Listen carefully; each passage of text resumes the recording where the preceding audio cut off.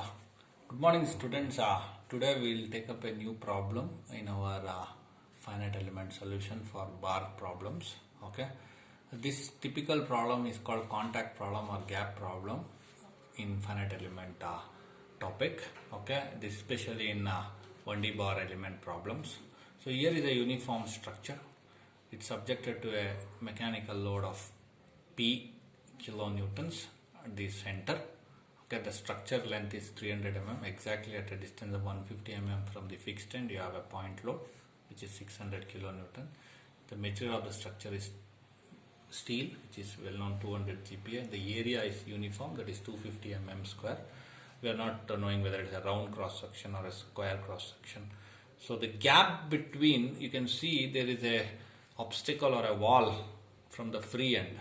Okay, it's very close by. You have a wall. The distance between the free end and the wall is found to be 1.2 mm. Okay, this is something which is known displacement at the free end of the structure. Determine the nodal unknowns, stresses induced, reaction at the supports. This is the question. So let us see how to go about it. Discretize the structure into finite elements. Step number 1. There are 2 elements, 3 nodes. Node number 2 have a point load. Node number 1 is fixed. Node number 3, and there is a wall at the right of node number 3 at a distance of 1.2 mm. Let us check whether there will be a contact because of the action of load. So we know well known strength of material equation for the deformation. Uniform bar PL by AE. Substitute the value of load, length, Young's modulus and the area, which is known from the previous. To have a look into it, it's very clearly mentioned. Make use of these properties. Then we'll be getting delta 1.8 mm. Have a look into it. This actual 1.8 mm is greater than 1.2 mm. Obviously the rod is going to get extend beyond the obstacle, but which cannot be done because the obstacle, the wall is going to exert a force on the structure because the structure is going to extend beyond 1.2 mm actual extension, which is 1.8 mm. Since the extension of the structure, given extension is 1.2 mm, or the gap between the wall and the free end is 1.2 mm, which is less than the actual extension. So we are supposed to take the known displacement as 1.2 mm only. Suppose in case the actual extension is 1 mm, which is less than the given gap between the wall and the structure, then you are supposed to take the known displacement as 1 mm and proceed with the problem. So here is a case where the displacement are known at the node. It's a very interesting case. Most of the problems we have solved earlier are known displacements like fixed values. Okay, that is because of the structure fixed, you would have taken it as 0. Here you have a displacement existing. So let us see how to go about it. So in the step number 1, you are supposed to find the element stiffness matrix for element 1 and 2. Since the values for area, Young's modulus, lengths are similar for both the elements, I will be taking the global stiffness matrix, keeping A by L outside this matrix, which is a square and symmetric matrix. You can fill the matrix slowly using the element stiffness matrix 1 and 2. Have a look into it. This is for 1, connectivity is 1 2 1 2. This is 2 3 2 3. Have a look into it. I will take the E bell outside. So I will fill the stiffness matrix. This value corresponds to element number 1. This value corresponds to element number 2. Of course, you have the element stiffness values gets added at node number 2 because it is a common node between element number 1 and element number 2. Have a look into it. 2 of 2 is 1. 2 of 2 is 1. This has to be added here. So it is typical addition of stiffness, and then A by L will be outside since it is a common value. Now what I will be doing is I will be writing it in the form of Ku equals F. Then I will write down all the values. F1, F2 is point load 600 into 10 raised to 3. It is 600 kilonewton. So it is 600 into 10 raised to 3 newtons. F3. So you get boundary conditions. What is the boundary condition? You know that U1 is 0 because you have a fixed end here. U1 is 0, node number 1.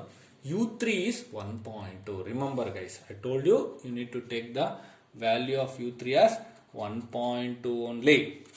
You will cross check. This step is very important.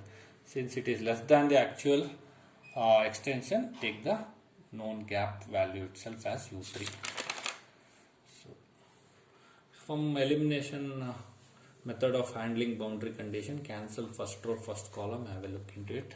I've cancelled first row, first column, and the A by L will be obviously outside. So I'll get remaining values are A by L, 2 minus 1 minus 1 1, U2 U3, the displacement 600, F2 F3 is 0. Solve for the displacements. You know U3 is 1.2 millimeters. Have a look into it. U3 is 1.2 millimeters. Simplify this, you will get 3.33 in 10 raised to 5. 2U2 minus so much into U3 is equal to this much. So you will get U2 as 1.5 millimeters. Make a note of it. Mark this. This is the nodal displacement at node number 2 under the action of force P. Now we will find the additional calculations to it. So it will be E by L minus 1 comma 1 U1 U2. This is a well-known strain displacement matrix and stress strain relation using Hooke's law, but we can also use the Hooke's law with the strain displacement matrix for 1D as del U by del X, change in displacement with respect to the length of the bar. So you get Young's modulus. And for del U, delta U or del U is the displacement U2 minus U1, difference in displacements, del U by del X L1. So 1.5 is U2. Just now you have found U2 as 1.5. U1 is 0 because it is fixed end. So by 150 you get 2000 MPa for element number 1. Similarly for element number 2, it is the Young's modulus is common because it's a uniform material. So it has been given as steel. So U3 minus U2 will be for element 2 displacement, U3 forward displacement, the element nodal value at node number 3. U2 is the nodal unknown at node number 2. You know this U3 is 1.2, which is already given in the data. U2 you found 1.5 millimeters, so you will get a negative value. So the stress will be compressive in nature in element number 2, which is minus 400 megapascals. You need to simplify this. Now the last step is how to find the reaction at supports. You know well-known equation Ku minus F. Write down the element stiffness matrix. So you have to find R1, R2, R3. Find AE by L. You know what is AE by L. All the global stiffness matrix. 0 for U1. U2 you have found 1.5. U3 is known 1.2 mm. 0 element load at the point number 2. 600 in 10 raised to 3 newtons. It's very important. Next minus of this and 0. I'll multiply this and matrix multiplication. It's a 3 cross 3 matrix and 3 cross 1 matrix. It's a vector and a matrix. So the resultant matrix will be 3 cross 1. So which is a vector. Okay, it will be minus 5 into 10 raised to 5. Have a look into it. This value will get minus, which value you get 5 into 10 raised to 5 into 0 minus 5 into 10 raised to, so this into 1.5. Okay, this value you need to multiply it by 1.5 and 0 into this much you will get minus 5 into 10 raised to 5. So solve for all the values, take the minus of it. So in this case you will get R1 as minus 500 kilonewtons, R3 as minus 100 kilonewtons, and thereby you complete the problem also. Okay, thank you guys.